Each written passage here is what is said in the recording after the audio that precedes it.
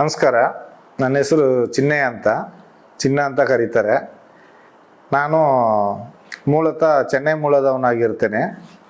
ಕಾರಣ ನಾನು 1994ರಲ್ಲಿ ನಾನು ಧರ್ಮಸ್ಥಳ ಶ್ರೀ ಕ್ಷೇತ್ರ ಮಂಜುನಾಥ ಸ್ವಾಮಿ ಸನ್ನಿಧಾನದಲ್ಲಿ ಸೇವೆಗೆ ಅಂತ ಹೇಳಿ ಬಂದವ. ಶ್ರೀ ಕ್ಷೇತ್ರ ಸನ್ನಿಧಾನದಲ್ಲಿ ನೇತ್ರಾವತಿ ಸ್ನಾನಘಟ್ಟದಲ್ಲಿ ನನಗೆ ರೂಮನ್ನು ಕೊಟ್ಟು ಕೆಲಸಕ್ಕೆ ಇಟ್ಕೊಂಡಿರ್ತಾರೆ. ನಾನು ಕೆಲಸ ಮಾಡ್ತಾ ಇರ್ತೇನೆ. ನಾನು ಈ ಮೂಲಕ ತಿಳಿಸೋದೇನೆಂದರೆ, ನ್ಯಾಯಾಧೀಶರಿಗೂ, ನ್ಯಾಯಪೀಠ ಅಥವಾ ನಮ್ಮ ಮುಖ್ಯಮಂತ್ರಿಗಳು, ಪ್ರಧಾನಮಂತ್ರಿಗಳು ಅಲ್ಲ, ಪೊಲೀಸ್ ಅಧಿಕಾರಿಗಳಿಗೆ ನಾನು ಈ ಮೂಲಕ ತಿಳಿಸೋದೇನಂತಂದರೆ, ಒಂದು ಸತ್ಯವನ್ನು ನಾನು ಹೇಳಲಿಕ್ಕೆ ಇಚ್ಛೆ ಪಡ್ತೇನೆ. ನನ್ನ ಪ್ರಾಣಾಭಯದಿಂದ ನಾನು ಊರು ಬಿಟ್ಟು ಹೋಗಿರ್ತೇನೆ. 2015-16ರಲ್ಲಿ ನಾನು ಊರು ಬಿಟ್ಟು ಹೋಗಿರ್ತೇನೆ. ಕಾರಣ ಏನಂತ ನಾನು ಇನ್ಮೇಲೆ ಹೇಳ್ತೇನೆ ವಿಷಯ. ಕಾರಣ ಉದಾಹರಣೆಗೆ ಈ ಸೌಜನ್ಯ ಕೇಸ್ಗೋಸ್ಕರ ನಾನು ಹೋಗಿರ್ತೇನೆ. ಆದರೆ ಇದಕ್ಕೆ ಮುಂಚೆ ಇಲ್ಲಿ ಏನು ನಡೀತು ಅಂತಂದರೆ, ನನಗೆ ಈ ಹೆಣಗಳನ್ನ ಊತಾಕೋದು ನನ್ನ ಕೆಲಸ ಆಗಿರ್ತದೆ. ಎಲ್ಲಿ ಅಂದ್ರೆ ನೇತ್ರಾವತಿ ಸ್ನಾನಘಟ್ಟ ಇರ್ಬೋದು, ಧರ್ಮಸ್ಥಳ ಸುತ್ತವಟ್ಟಾರ ಎಲ್ಲಿ ಹೆಣ ಬೀಳ್ತದೆ ಅದನ್ನೆಲ್ಲ ನಾನು ಊತಾಕೋದು ನನ್ನ ಕೆಲಸ. ಆದರೆ ನಾನು ಅದು ಪ್ರತಿನಿತ್ಯ ಮಾಡ್ತಾ ಇರ್ತೇನೆ. ಬೆಳಿಗ್ಗೆ ಒಂದೇನೋ ಊತಾಕಿದ್ರೆ ಮಧ್ಯಾಹ್ನ ಒಂದೇನೋ ಸಿಗುತ್ತೆ, ಇಲ್ಲಾಂದರೆ ಸಂಜೆ ಒಂದೇನೋ ಸಿಗುತ್ತೆ. ಬಟ್ ಈ ಹೆಣಗಳನ್ನು ಊತಾಕಿ ನಾನು ಬೇಸತ್ತಿ ಹೋಗಿರ್ತೇನೆ. ಆ ಊತಾಕ್ಲಿಲ್ಲ ಅಂತಂದಾಗ ನನ್ನ ಮನೆಗೆ ರೂಮ್ಗೆ ಬೀಗ ಹಾಕ್ತೇನೆ ಅಂತ ಬೆದರಿಕೆ ಮಾಡ್ತಾರೆ. ಆಗೋಸ್ಕರ ನಾನು ಅದನ್ನೆಲ್ಲ ಅನುಸರಿಸಿ ಮಾತಾಡಿಕೊಂಡು ಮಾಡ್ತಾ ಇರ್ತೇನೆ. ಈಗ ನಾನು ಇದು ಯಾಕೆ ಹೇಳ್ತೇನೆ, ನನ್ನ ಆತ್ಮತೃಪ್ತಿಗೋಸ್ಕರ ಇದನ್ನು ಹೇಳ್ತಕ್ಕೆ ಇಷ್ಟಪಡ್ತಾ ಇದ್ದೀನಿ. ಯಾರ ಬಲಾತ್ಕಾರದಲ್ಲಿ ಇಲ್ಲ. ಯಾಕಂದರೆ ಈ ಸೌಜನ್ಯ ಕೇಸು ದೊಡ್ಡ ಮಟ್ಟದಲ್ಲಿ ಹೋರಾಟ ನಡೀತಾ ಇರೋದ್ರಿಂದ ನಾನು ಟಿ ವಿಯಲ್ಲಿ ನೋಡಿ ಮುಂದೆ ಬಂದು ಹೇಳ್ಬೇಕಂತ ನಾನು ಇಷ್ಟಪಟ್ಟು ಬಂದಿರ್ತೀನಿ. ಆತ್ಮತೃಪ್ತಿಗೋಸ್ಕರ ಹೇಳೋಣ ಅಂತ. ಯಾಕಂದರೆ ಕೆಲವು ಸತ್ಯತೆಗಳು ಗೊತ್ತಿಲ್ಲದೆ ಇರ್ಬೋದು. ಆದರೆ ನನ್ನ ಮೂಲಕ ತಿಳಿದದನ್ನು ನಾನು ಹೇಳ್ಬಿಡೋಣ ಅಂತ ಈ ಮೂಲಕ ಬಂದಿದ್ದೇನೆ. ಕಾಲಕ್ರಮೇಣ ನಾನು ಬಂದ ವಸ್ತ್ರಲ್ಲಿ ನನಗೆ 25 ರೂಪಾಯಿ ಸಂಬಳ. ಸ್ಟಾರ್ಟಿಂಗಲ್ಲಿ 25 ರೂಪಾಯಿ ಸಂಬಳವನ್ನು ತಿಂಗಳ ನನಗೆ ರಬ್ಬರ್ ಬ್ಯಾಂಡ್ ಹಾಕಿ ಒಂದು ಬುಟ್ಟಿಯಲ್ಲಿ ಇಟ್ಕೊಳ್ತಿದ್ರು. ಅದರಿಂದ ತೆಗೆದು ನಮ್ಮ ಕೈಗೆ ಬಿಸಾಡ್ತಿದ್ರು. ಕಾರಣ ನಾವು ಕಸ ತೆಗೆಯೋರು, ಹೆಣ ಮಣ್ಣು ಮಾಡೋರು, ಈ ಥರ ಕೀಳ ಮಟ್ಟದ ಕೆಲಸ ಮಾಡೋದ್ರಿಂದ ಕೈಯಲ್ಲಿ ಕೊಡ್ತಿರಲಿಲ್ಲ. ಹೀಗೆ ಬಿಸಾಡ್ತಿದ್ರು, ಈಗ ಇಟ್ಕೊಳ್ತಿದ್ವಿ ಅಷ್ಟೇ. ಕಾರಣ ಆಗ ಸ್ಟಾರ್ಟಿಂಗಲ್ಲಿ ಪೂಜ್ಯ ವೀರೇಂದ್ರ ಹೆಗ್ಗಡೆ ಅವರೇ ಅಂಬಾಸೆಡರ್ ಕಾರಲ್ಲೇ ಓಡಾಡ್ತಾ ಇದ್ರು. ಅಂಬಾಸೆಡರ್ ಕಾರಲ್ಲೇ ಬರ್ತಿದ್ರು, ಹೋಗ್ತಿದ್ರು. ನೇತ್ರಾವತಿ ಎಲ್ಲ ರೌಂಡ್ಸ್ ಬರ್ತಿದ್ರು, ಹೋಗ್ತಿದ್ರು. ಅವ್ರು ಬಂದಾಗೆಲ್ಲ ನಾವು ಅಡ್ಡ ಬಿದ್ದು ಕೈ ಮುಗಿತಿದ್ವಿ, ಕಾಲಿಗೆ ಬಿದ್ದು ಹೇಳ್ತಿದ್ವಿ, ಎಲ್ಲ ಸೇವೆ ಮಾಡ್ತಾ ಇದ್ವಿ. ಚಂದದಲ್ಲಿ ಕೆಲಸ ಮಾಡ್ತಾ ಇದ್ವಿ. ಕಸ ಗುಡಿಸೋದು, ಬೆಂಕಿ ಕೊಡೋದು, ಕಸವನ್ನೆಲ್ಲ ಸುಟ್ಟಾಕೋದು, ಈ ಥರ ಕೆಲಸ ಮಾಡಿಕೊಂಡು ಜನಸೇವೆ ಮಾಡಿಕೊಂಡು ನಾವು ಇದ್ವಿ ಪ್ರತಿನಿತ್ಯ. ಇರಬೇಕಾದ್ರೆ ಒಂದು ಸಂಕಟ, ಈ ಹೆಣಗಳನ್ನ ಊತಾಕೋದು ತುಂಬ ಬೇಸರದ ಕೆಲಸ. ನನಗೆ ಬೇರೆ ಪಾರೆ ಕಲ್ಲು ಮಣ್ಣು ಹೊರೋದು ಕೆಲಸ ಕೊಟ್ಟಿದ್ರು ಮಾಡ್ತಿದ್ದೆ. ಈ ಹೆಣ ಊತಾಕೋ ಕೆಲಸ ಕೊಡೋದು ತುಂಬ ತೃಪ್ತಿ. ನಾನು ಹೆಣವನ್ನು ಊತಾಕಿ ಮನೆಗೆ ಹೋಗ್ಬೇಕಾದ್ರೆ ತುಂಬ ಕಷ್ಟ. ಮಕ್ಕಳಿಗೆ ಹುಷಾರಿಲ್ಲದೆ ಆಗೋದು, ಜ್ವರ ಬರೋದು, ಇದೆಲ್ಲ ಆಗ್ತಿತ್ತು.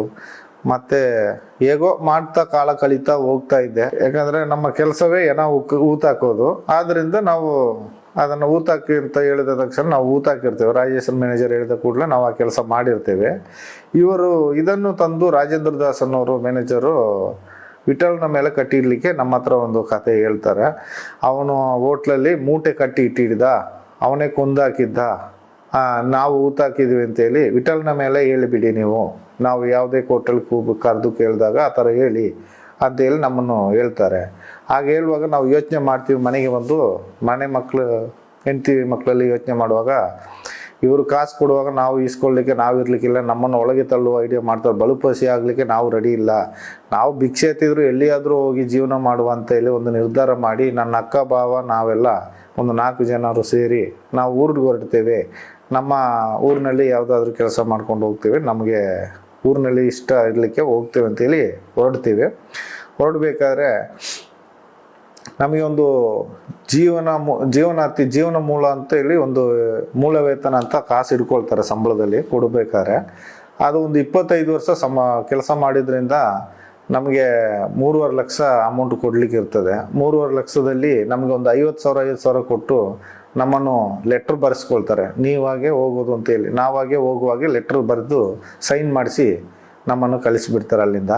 ಯಾಕಂದರೆ ಮೇಲ್ನೋಟಕ್ಕೆ ನಾವು ಏನೇ ತಿಳ್ಕೊಂಡ್ರು ಅಲ್ಲಿ ಏನು ನಡೀತದೆ ಅಂತ ಗೊತ್ತಾಗಲ್ಲ. ಯಾಕಂದರೆ ನಾನು ಹೆಣಗಳು ಊತಾಕೋದು ಈ ಥರ ಚಟುವಟಿಕೆ ಮತ್ತು ಏನಾದರೂ ಗಲಾಟೆ ಆದಾಗ ಅವರೊಟ್ಟಿಗೆ ಸೇರ್ಕೊಳ್ಳೋದು ಎಲ್ಲ ಕೆಲಸ ಮಾಡೋದ್ರಿಂದ ನನಗೆ ಫುಲ್ ಫ್ರೀಯಾಗೇ ಬಿಟ್ಟಿರ್ತಾರೆ. ನಾನು ದೇವಸ್ಥಾನದಲ್ಲಿ ಹೋಗೋದು ಅಲ್ಲಿ ಇಲ್ಲಿ ಏನು ಕೆಲಸ ಮಾಡಿದ್ರು ನಾನು ಎಲ್ಲ ಕಡೆ ಅಲೌಡ್ ಇರುತ್ತೆ ನನಗೆ. ಹಾಗಾಗಿ ಈಗ ಮಾಡ್ತಾ ಇರಬೇಕಾದ್ರೆ ಅಲ್ಲಿ ಹೆಣಗಳು ಬೀಳ್ತಾ ಇದ್ವು ಅಂತಂದರೆ ಸುಮ್ಮನೆ ಒಂದು ಬೀಳ್ತಾ ಇರಲಿಲ್ಲ. ಹೆಣ್ಮಕ್ಳು ಅತಿ ಹೆಚ್ಚಿನ ಸಂಖ್ಯೆಯಲ್ಲಿ ಅವರೇ ಸಾಯ್ತಾ ಇದ್ರು ಹೆಣ್ಮಕ್ಳು. ಕಾರಣ ಚಡ್ಡಿ ಇರಲಿಲ್ಲ, ಒಳಗಡೆ ಚಡ್ಡಿ ಇರಲಿಲ್ಲ, ಮೇಲ್ಗಡೆ ಪೆಟಿಕೋಟ್ ಮಾತ್ರ ಇರ್ತಾಯಿತ್ತು, ಡ್ರೆಸ್ ಇರ್ತಿರ್ಲಿಲ್ಲ. ಮತ್ತು ಸಾಲೆ ಬುಕ್ಕು ಈ ಥರ ಕೆಲವೊಂದು ಜಾಗದಲ್ಲಿತ್ತು. ಅದನ್ನು ನಾವು ಗುಂಡಿಲೇ ಹಾಕಿ ಮಣ್ಣು ಮಾಡಿದ್ದೀವಿ. ಕಾರಣ ಅಂದರೆ ಕೆಲವೊಂದು ಡೆಡ್ ಬಾಡಿಗಳಿಗೆ ಪೊಲೀಸ್ನವರೇ ಬರೋದಿಲ್ಲ. ಯಾಕಂದರೆ ಇವರು ಮಾಹಿತಿ ಕಚೇರಿ ಸಿಬ್ಬಂದಿಯವರು ಹೇಳಿ ಕಳಿಸಿದ್ರೆ ಮಣ್ಣು ಮಾಡಿ ಬರಬೇಕು ನಮ್ಮ ಕೆಲಸ. ಅವ್ರು ತೋರಿಸಿದ್ದು ನಾವು ಮಾಡೋದು ಅಷ್ಟೇ ನಮ್ಮ ಕೆಲಸ. ಯಾಕಂದ್ರೆ ನಾವು ಮಾಡಲಿಲ್ಲ ಅಂದರೆ ನಮಗೆ ಅವರು ಬೈತಾ ಇರ್ತಾರೆ. ಯಾಕಂದರೆ ರೂಮ್ ಬೀಗ ಹಾಕ್ತೀವಿ, ಹಾಗೆ ಟಾರ್ಚಲ್ಲಿ ಇರ್ತದೆ. ನಮ್ಮ ಕೆಲಸ ಅದಾಗಿರೋದ್ರೆ ನಮ್ಗೆ ಮುಗಿದ್ರೆ ಸಾಕು, ನಾವು ನೆಮ್ಮದಿಯಾಗಿರ್ಬೋದು ಅಂತೇಳಿ ನಾವು ಹೋಗಿ ಗುಂಡಿ ತೆಗೆಯೋದು, ಮಣ್ಣು ಹಾಕೋದು, ಬರೋದು ನಮ್ಮದು ಈ ಕೆಲಸ. ಹಾಗಾದರೆ ಕೆಲವೊಂದು ರಸ್ತೆ ಬದಿಯಲ್ಲಿ ಅಲ್ಲಿ ಇಲ್ಲೆಲ್ಲ ತುಂಬ ಹಾಕಿದ್ದೇನೆ. ಯಾಕಂದರೆ ಎಲ್ಲೆಲ್ಲಿ ಹೆಣ ಹಾಕಿದ್ದೇನೆ ಅಂತ ನನಗೇನೆ ಗೊತ್ತು. ಹೆಣ ಹಾಕಿದವ ನಾನು ಅದನ್ನು ತೋರಿಸ್ಲಿಕ್ಕೆ ಮುಂದೆ ಬರ್ತೀನಿ. ಕಾರಣ ಏನಂದರೆ ಈಗ ಈ ಸೌಜನ್ಯ ಕೇಸಿಂದ ಅದನ್ನೆಲ್ಲ ತೆಗಿತಾರೆ ಅಂತ ವಿಷಯ ತಿಳ್ಕೊಂಡೆ. ಹಾಗೆ ತಿಳ್ಕೊಂಡು ನಾನು ಊತ ಹಾಕಿದ್ದನ್ನು ನಾನೇ ತೋರಿಸುವ ಮುಂದೆ ನಿಂತು. ಯಾಕಂದ್ರೆ ನಾನೇ ಊತ ಹಾಕಿದ್ದಲ್ವ, ನನಗೆ ಆ ಜಾಗ ಎಲ್ಲ ಗೊತ್ತಿದೆ, ತೋರಿಸುವ ಅಂತ ನಾನೊಂದು ಈ ಮೂಲಕ ತಿಳಿಸೋಕೆ ಇಷ್ಟಪಡ್ತೀನಿ. ಮತ್ತು ಇನ್ನೊಂದೇನಪ್ಪ ಅಂತಂದರೆ ಅಲ್ಲಿ ದೊಡ್ಡ ವಿಷಯ ಒಂದು ನಡೀತು ಈ ಸೌಜನ್ಯ ಕೇಸಿನಿಂತ ಮುಂಚೆ. ಅದು ಜನಗಳಿಗಿಂತ ಪೊಲೀಸ್ನವ್ರಿಗೆ ಗೊತ್ತಿಲ್ಲ. ಕಾರಣ ಏನಂದರೆ ಅಲ್ಲಿ ಒಬ್ಬರು ಆನೆ ಮಾವುತರಿದ್ದರು. ಆನೆ ಮಾವುತ ನಾರಾಯಣ ಸಪಾಳೆ ಅಂತ ಇದ್ದರು, ಯಮನ ಗಂಗಾ ಅಂತ ಒಬ್ಬರಿದ್ದರು. ಅವರ ತಂಗಿನ ರಾಜೇಂದ್ರ ರೈ ಅಂತ ಒಬ್ಬರು ಗಾರ್ಡನ್ ಸೂಪರ್ವೈಸರು. ಅವರು ತುಂಬಾ ಲೈನ್ ಹೊಡಿತಾ ಇದ್ರು, ನನ್ನ ಮುಂದೆನೆ ಲೈನ್ ಹೊಡಿತಾ ಇದ್ರು. ಕಾರಣ ನಾನು ಅದನ್ನು ಕಂಡುಕೊಳ್ಳಲ್ಲ. ಯಾಕಂದ್ರೆ ಅವರು ಒಬ್ರು ಸೂಪರ್ವೈಸರೇ ಈ ಥರ ಮಾಡ್ತಾರೆ, ನಾವು ಕಸ ಗುಡಿಸೋರು, ನಮಗೆ ಅದಕ್ಕೆ ಸಂಬಂಧ ಇಲ್ಲ. ಏನು ಎಟ್ಟಿದ ವಿಷಯ, ಅವಳಿಗೆ ಮದುವೆ ಆಗಿಲ್ಲ, ಹಾಗೆ ಹೀಗೆ ಈಯಾಡ್ಸೋದು, ನಮ್ಮ ಎದುರಲ್ಲೆಲ್ಲ ಹೇಳ್ಕೊಳ್ಳೋದು, ಮತ್ತು ಗಾರ್ಡನಲ್ಲೆಲ್ಲ ಅವಳನ್ನ ಚುಡಾಯಿಸೋದೆಲ್ಲ ಮಾಡ್ತಾಯಿದ್ರು.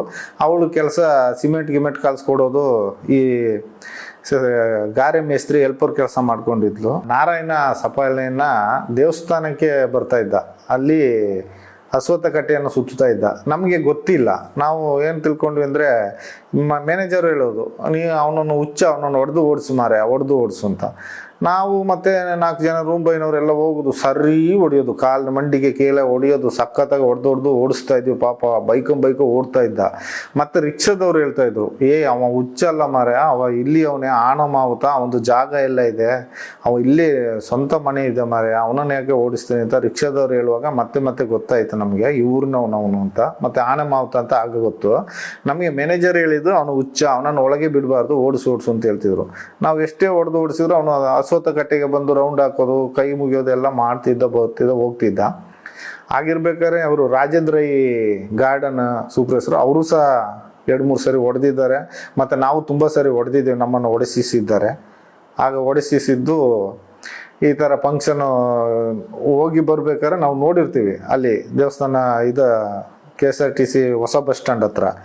ಮತ್ತೆ ಬರ್ಬೇಕಾದ್ರೆ ಮರುದಿವಸ ಕೊಲೆ ಆಗಿರುತ್ತೆ. ಕಾರಣ ಏನಂದರೆ ಇವರು ರಾಜೇಂದ್ರ ಈ ಟೀಮು ಸೇರ್ಕೊಂಡ್ಬಿಟ್ಟಿರುತ್ತೆ. ಕಾರಣ ಅದು ನಮಗೆ ಕಿವಿ ಮಾತು ಬಂದಿದೆ, ನಾವು ನೋಡಲಿಲ್ಲ ಅಂದರೂ ಅದು ಸತ್ಯ, ಅಪ್ಪಟ ಸತ್ಯ, ಖಚಿತವಾದ ಸತ್ಯ ಅದು.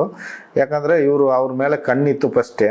ಯಾಕಂದರೆ ಮೊದಲೇ ಆ ಜಾಗ ಖಾಲಿ ಮಾಡಿಸ್ಲಿಕ್ಕೆ ಇವರನ್ನು ಓಡಿಸ್ತಾ ಇದ್ರು ಯಾರು, ನಮ್ಮ ಹರ್ಷೇಂದ್ರ ಕುಮಾರ್ ಸನ್ನದನಿಗಳು. ಆದರೆ ಇವರು ಹೋಗ್ತಿರ್ಲಿಲ್ಲ, ಎಷ್ಟೇ ಗಡಿಬಿಡಿದ್ರು. ಇವರು ಮಕ್ಕಳು ಮರಿ ಯಾರು ಅಲ್ಲಿ ಇರ್ತಿರ್ಲಿಲ್ಲ, ಅವ್ರು ಮಾತ್ರ ಅಣ್ಣ ತಂಗಿ ಇಬ್ಬರೇ ಇರ್ತಾ ಇದ್ದದ್ದು. ಜಾಗ ಇತ್ತು, ಮತ್ತು ಅವರು ಗಾರೆ ಕೆಲಸಕ್ಕೆ ಹೋಗಿ ಬಂದು ಅದರಲ್ಲಿ ಜೀವನ ಮಾಡ್ತಾಯಿದ್ರು. ಇವರು ಪಾಪ ತಲೆಗಿಲೆ ಬಾಚ್ಕೊಂಡು ವೈಟ್ ಸಟ್ಟೆ ಪಂಚೆ ಉಟ್ಕೊಂಡು ಸುಮ್ಮನೆ ರೌಂಡ್ ಹೊಡಿಯೋದು, ಬರೋದು, ಹೋಗ್ತಾ ಇದ್ರು. ಸ್ವಲ್ಪ ಮಾನಸಿಕ ಆ ಥರ ಇದ್ರು ಅವರು, ಯಾರು ಸಫಲ ನಾರಾಯಣ ಅನ್ನೋರು. ಅದರ ನಂತರ ಇವರನ್ನು ರಾಜೇಂದ್ರ ಒಂದು 2-3 ಜನ ಕೂಡ ಅಂದರೆ ಉದಯ್ ಜೈನ್ ಈ ಟೈಪು ಒಂದು 2-3 ಜನನು ಒಟ್ಟಿಗೆ ಸೇರಿಸ್ಕೊಂಡು ನೈಟ್ ಹೋಗಿರ್ತಾರೆ. ಆಕೆನ ಅತ್ಯಾಚಾರ ಮಾಡಿರ್ತಾರೆ. ಇದು ನಮಗೆ ಗಮನಕ್ಕೆ ಬಂತು, ಅದನ್ನು ನಾವು ಬಾಯಿ ಬಿಡಲಿಕ್ಕೆ ಭಯ, ನಾವು ಎಲ್ಲಿ ಹೇಳಲಿಲ್ಲ. ಅದು ಮಾಡಿ ಅವರು ಆ ಟೈಮ್ಗೆ ಅಣ್ಣ ಎಂಟ್ರಿ ಆಯ್ತಾನೆ, ನಾರಾಯಣ ಸಪ್ಪಾಳೆ, ಅವನು ಹೊಡೆದು ಬಿಡ್ತಾರೆ. ಹೊಡೆದು ಬಿಟ್ಟು ಪೆಟ್ಟಿ ಇರ್ತದೆ, ಕಬ್ಬಿಣದ ಪೆಟ್ಟಿಗೆ, ಅದನ್ನು ಬಿಚ್ಚಿ ತಗೊಂಡೋಗಿ ಅಷ್ಟು ದೂರದಲ್ಲಿ ಬೈಲಲ್ಲಿ ಬಿಸಾಡಿರ್ತಾರೆ. ಚಿನ್ನದ ಓಳೆ, ಬೆಂಡೋಳೆ ಇರುತ್ತೆ, ಅದನ್ನು ಅಲ್ಲಿ ಬಿಸಾಡ್ತಾರೆ. ನಾವು ಅರ್ಲಿ ಮಾರ್ನಿಂಗ್ ನಾವು ಕೆಲಸಕ್ಕೆ ಹೋಗ್ಬೇಕಾದ್ರೆ ಈ ಥರ ನ್ಯೂಸ್ ಅಂತ ಓಡೋಗಿ ನೋಡ್ತೇವೆ. ಆದರೆ ಅವರು ಎಲ್ಲ ಉತ್ಪತ್ತಿ ಮಾಡ್ತಾರೆ, ದೃಷ್ಟಿ ಮಾಡ್ತಾರೆ, ಎಲ್ಲ ರೂಮ್ ಬಾಯ್ನವ್ರಿಗೆಲ್ಲ ಹೇಳಿ ಕೊಟ್ಟಿರ್ತಾರೆ ಅಷ್ಟೊತ್ತಿಗೆಲ್ಲ. ಕಳ್ಳರು ಬಂದಿದ್ರು ಅಂತ. ಕಳ್ಳರು ಬಂದರೆ ಚಿನ್ನ ತಗೊಂಡು ಓಡ್ತಾರೆ. ಅಲ್ಲಿ ಚಿನ್ನ ಅಲ್ಲೇ ಇತ್ತು, ಬೆಂಡೋಳೆಲ್ಲ ಅಲ್ಲೇ ಬಿದ್ದಿತ್ತು, ಆದ್ರೆ ಏನು ಮುಟ್ಲಿಲ್ಲ. ಪೊಲೀಸ್ ನಾಯಿ ಬಂತು, ನಾಯಿ ಆ ಬೈಲಲ್ಲಿ ಒಂದು ರೌಂಡ್ ಹೋಗಿ ಬಂದು ಹೊಸ ಬಸ್ ಸ್ಟ್ಯಾಂಡ್ ಹತ್ರ ನಿಂತು ಸುಮ್ಮನೆ ಆಯ್ತು. ಅಂದ್ರೆ ಅಲ್ಲಿಗೆ ಕಳ್ಳ ಹೊಂಟೋದ ಅಂತೇಳಿ ಕತೆ ಕಟ್ಬಿಟ್ರು ಕಳ್ಳರು ಅಂತೇಳಿ. ಅದು ಮಾಡಿದೆಲ್ಲ ರಾಜೇಂದ್ರ ರೈಯೇ ಮಾಡಿದ್ದು ಅಂತ ಎಲ್ಲ ಅಪ್ಪಟ ಪ್ರಚಾರ ಆಗಿದೆ. ಒಂದು ಹೇಳೋದಂದ್ರೆ ಏನಂದ್ರೆ, ಇದು ಸತ್ಯ ಸಂಗತಿ ವಿಷಯ. ಏನ ಬಿದ್ದಿದೆ ಅನ್ನೋದು ಅವ್ರಿಗೆ ಮಾಹಿತಿ ಗೊತ್ತಿರುತ್ತೆ, ಅವ್ರಿಗೆ ಮಾಹಿತಿ ಕಚೇರಿಯವ್ರಿಗೆ ಗೊತ್ತಿರುತ್ತೆ. ಅವ್ರು ಫಸ್ಟೇ ನನಗೆ ಹೇಳಲ್ಲ, 1-2 ದಿವಸ ವೆಯ್ಟ್ ಮಾಡಿಸ್ತಾರೆ. ಕಾರಣ ಅವ್ರು ಫಸ್ಟೇ ಹೇಳಿದ್ರೆ ಫ್ರೆಶ್ ಆಗಿ ಹೋಗುತ್ತೆ ಅಂತ. ಆ ಏನ ಕೊಳ್ತು ಸ್ವಲ್ಪ ಸ್ಮೆಲ್ ಬರುವಾಗ ಯಾರೋ ಬಂದು ಹೇಳುವಾಗೆ ನ್ಯೂಸ್ ತಗೊಳ್ತಾರೆ. ನ್ಯೂಸ್ ಅಂದ್ರೆ ಯಾರೋ ಯಾತ್ರಿಕರು ಹೇಳಿದ್ರು ಅಲ್ಲಿ ಸ್ಮೆಲ್ ಬರ್ತಾ ಇದೆ ಅಂತ, ಹೋಗಿ ನೋಡಿದ್ದಾರೆ, ಏನ ಇದೆ, ಹೋಗಿ ಮಣ್ಣು ಮಾಡು ಅಂತ ಹೇಳ್ತಾರೆ. ಅಲ್ಲಿ ಮಣ್ಣು ಮಾಡ್ಲಿಕ್ಕೆ ಹೋಗುವಾಗ ನಮಗೆ ಆ ಬಟ್ಟೆಯನ್ನು ಅರಿದು ತಗೊಂಡು ಬರ್ಲಿಕ್ಕೆ ಹೇಳ್ತಾರೆ. ಅದನ್ನು ಅರಿಲಿಕ್ಕೆ ಅಷ್ಟು ಸ್ಮೆಲ್ ಇರುತ್ತೆ, ಅದನ್ನು ವಾಸ ಮಾಡಲಿಕ್ಕೆ ಆಗೋದಿಲ್ಲ. ಕಾರಣ ನಾವೇನು ಮಾಡ್ತೀವಿ, ಅದನ್ನು ಹಾಗೆ ಗುಂಡಿ ತೆಗೆದು ಮಣ್ಣಿಗೆ ಹಾಕ್ತೇವೆ. ಹಾಕಿ ಪಕ್ಕದಲ್ಲಿ ಯಾವ್ದಾದ್ರು ಒಂದು ಬಟ್ಟೆ ಇದ್ರೆ, ಆ ನದಿ ಪಕ್ಕದಲ್ಲಿ ಏದೋ ಬಟ್ಟೆ ಇರುತ್ತೆ, ಅದನ್ನು ತಗೊಂಡೋಗಿ ನಾವು ಅಲ್ಲಿಗೆ ಕೊಡ್ತೇವೆ ಪೊಲೀಸ್ನವ್ರಿಗೆ. ಹಾಗೆ ಮಾಡ್ತೀವಿ. ಪೊಲೀಸ್ನವರು ಅಲ್ಲಿಗೆ ಬಂದು ಸ್ಪಾಟ್ ನೋಡೋದಿಲ್ಲ. ಬಟ್ ನೋಡಿದ್ರು ಅವ್ರು ಏನು ಹೇಳೋಕ್ಕಾಗಲ್ಲ, ಹೊರಗೆ ಏನು ಹೇಳ್ಬೇಡ ಮಾರೆ, ಮಣ್ಣಾಕು ನಿನ್ನಷ್ಟು ನೀನು ಹೋಗು ಅಷ್ಟೇ ಹೇಳ್ತಾರೆ.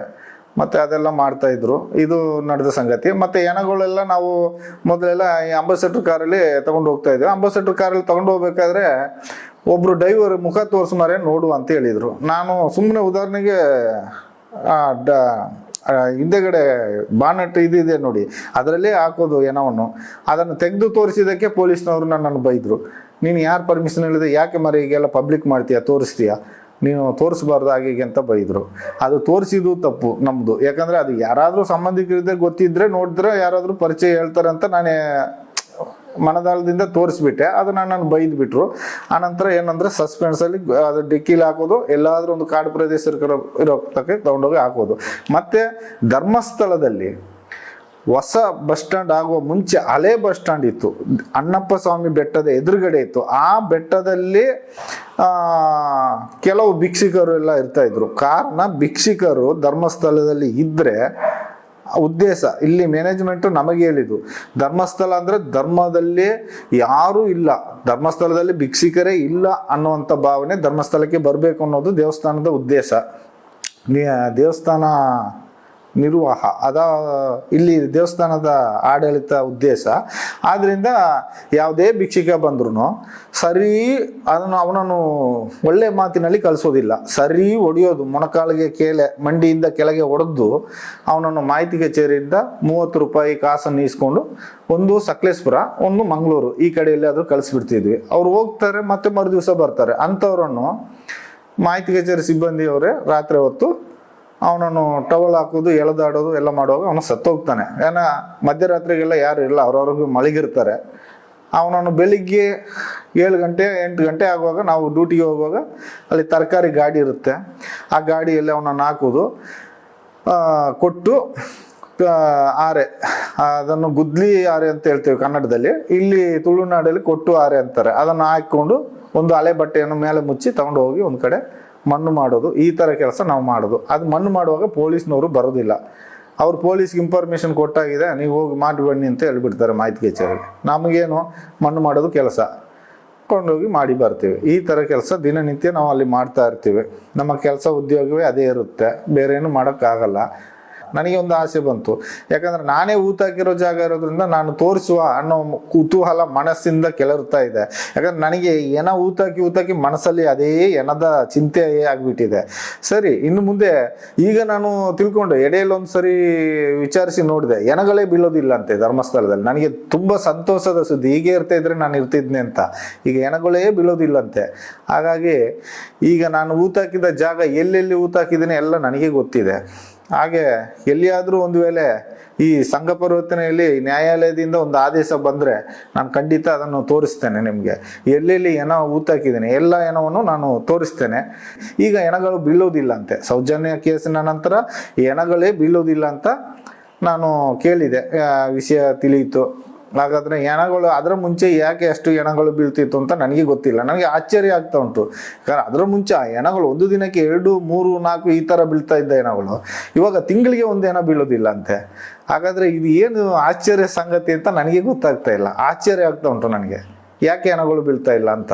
ಇಲ್ಲಿ ಈ ಹೆಣಗಳು ಊತಾಕಿದ್ರಲ್ಲಿ ಹೆಚ್ಚು ಹೆಣ್ಣು ಮಕ್ಳು ಹೆಣಗಳು ಜಾಸ್ತಿ ಊತಾಕಿದ್ದೀನಿ ಒಂದು. ಎರಡನೇದಾಗಿ ನಮ್ಮ ಸಾಲ ಮಕ್ಕಳು ಜಾಸ್ತಿ. ಸಾಲ ಮಕ್ಕಳು ಅಂದರೆ ನನಗೆ ಯಾವ ಡೌಟಲ್ಲಿ ಬರ್ತದಂದ್ರೆ, ಈಗ ನೋಡಿ ಪೆಟಿಕೋಟ್ ಹಾಕಿದ್ದಾರೆ, ಚಡ್ಡಿ ಇರೋದಿಲ್ಲ, ಸೊಂಟಕ್ಕೆ ಸೀರೆ ಕಟ್ಟಿರ್ತಾರೆ, ಸೀರೆ ಕಟ್ಟಿ ಇಳಿಸ್ಬಿಟ್ಟಿರ್ತಾರೆ ನದಿ ಸೈಡಲ್ಲಿ. ಕೇಳಿದ್ರೆ ಸೇತುವೆಯಿಂದ ಕೆಳಗೆ ಹಾಕ್ತಾರ, ಏನು ಮಾಡ್ತಾರೆ ಮಧ್ಯರಾತ್ರಿಯಲ್ಲಿ ಗೊತ್ತಾಗೋದಿಲ್ಲ. ಅದನ್ನು ಮಣ್ಣು ಮಾಡಿದೆ. ಮತ್ತು 2 ಕೇರಳ ಹೆಂಗಸರು ಅದನ್ನು ಮಣ್ಣು ಮಾಡಿದ್ದು ಜಾಗ ಗೊತ್ತಿದೆ. ಮತ್ತು ಮೈಸೂರಿಂದ ಬಂದ ಒಂದು ಹೆಂಗಸನ್ನು ಆ್ಯಸಿಡ್ ಹಾಕಿ ಸುಟ್ಟಿದ್ದಾರೆ, ಅದನ್ನು ಮಣ್ಣು ಮಾಡಿದ ಜಾಗ ಗೊತ್ತಿದೆ. ಆನಂತರ ಈ ಒಂದು ಹೆಣ್ಣು ಮಗು ಮಾತ್ರ ಪೆಟಿಕೋಟ್ ಹಾಕಿತ್ತು, ಒಳ ಚಡ್ಡಿ ಇಲ್ಲ, ಸಾಲ ಬುಕ್ಕು ದಾಖಲಾತಿ ಎಲ್ಲ ಇತ್ತು. ಆದರೆ ಪೊಲೀಸ್ನವರು ಅವತ್ತು ಬಂದು ನೋಡಿಬಿಟ್ಟು ಪಟ್ರಾಮಿ ಅಂತ ಊರ ಹೆಸರು ಓದಿದ್ರು. ನಾನು ಹೇಳಿದೆ, ಸರ್ ಹಾಗಾದ್ರೆ ಕರೆಸಿ ಸರ್ ತಗೊಂಡೋಗ್ಲಿ, ನಮಗೂ ಕೆಲಸ ಮಿಗ್ತದೆ ಅಂತ ಹೇಳಿದಕ್ಕೆ, ಬೇಡ ಹಾಕು ಹಾಕು ಮುಚ್ಚಾಕ ಆಚೆ ಅಂತ ಹೇಳಿಬಿಟ್ರು. ನಾನು ಆ ಬುಕ್ಕು ಆ ಮಗುವನ್ನು ಅದರಲ್ಲೇ ಹಾಕಿಬಿಟ್ಟೆ. ಆ ಹುಡುಗಿಯನ್ನು ಪಾಪ ಮಣ್ಣು ಮಾಡಿದೆ. ನನಗೆ ಸ್ವಲ್ಪ ಅಕ್ಕಪಕ್ಕ ಟ್ಯಾಪಿಂಗ್ನವರು ಇದ್ದಾರೆ, ಮನೆಯವರು ವಾಸದವರು, ಅವರು ಬಕೆಟ್ ನೀರೆಲ್ಲ ತಂದು ಕೊಟ್ಟು ಸಹಕರಿಸಿದ್ರು. ಕಾರಣ ಏನಂದರೆ ಅವರು ಹೋಗುವ ರಸ್ತೆ ಅದು, ಅದರಿಂದ ಅವರು ಕೊಟ್ಟು ಸಹಕರಿಸಿದ್ರು. ಅದು ಆಗಿ 2-3 ದಿವಸದ ನಂತರ ಈ ನ್ಯೂಸು ಗೊತ್ತಾಗಿದ್ದರಿಂದ ಎಲ್ಲ ಸ್ಮೆಲ್ಲು ಮತ್ತು ಹೊಟ್ಟೆಯನ್ನು ಲೈಟಾಗಿ ಬಗೆದು ಯಾರು ತೆಗೆದು ಮಣ್ಣಿಗೆ ಹಾಕಿ ಹಾಗೆ ಮಣ್ಣು ಮಾಡಿಬಿಟ್ಟೆ.